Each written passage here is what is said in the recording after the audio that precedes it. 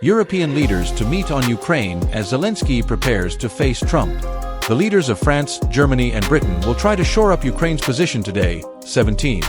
As President Volodymyr Zelensky prepares to meet Donald Trump in Washington with the U.S. leader pressing Kyiv to accept a deal to end the war.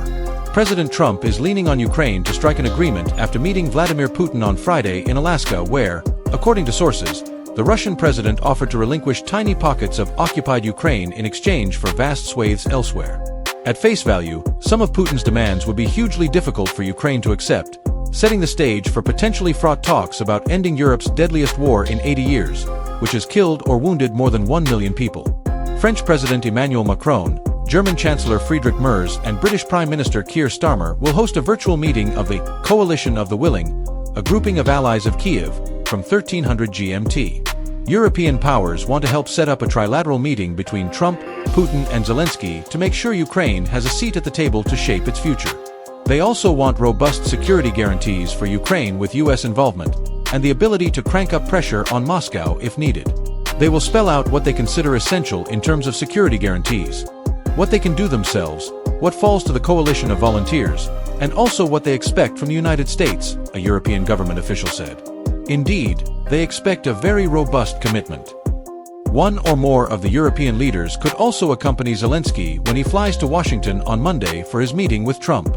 Trump said on Saturday that Ukraine should make a deal to end the war with Russia because Russia is a very big power and they're not. After the Alaska summit with Putin, Trump phoned Zelensky and told him that the Kremlin chief had offered to freeze most front lines if Kyiv ceded all of Donetsk, the industrial region that is one of Moscow's main targets, a source familiar with the matter said. Zelensky rejected the demand, the source said. Russia already controls a fifth of Ukraine, including about 3/4 of Donetsk province, which it first entered in 2014. Trump also said he agreed with Putin that a peace deal should be sought without the prior ceasefire that Ukraine and its European allies have called for. That was a reversal of his position before the summit, when he said he would not be happy unless a ceasefire was agreed on. Zelensky said Russia's unwillingness to pause the fighting would complicate efforts to forge a lasting peace. Stopping the killing is a key element of stopping the war, he said on X. Ukraine's Air Force said Russia attacked Ukraine overnight with 60 drones and 1 ballistic missile.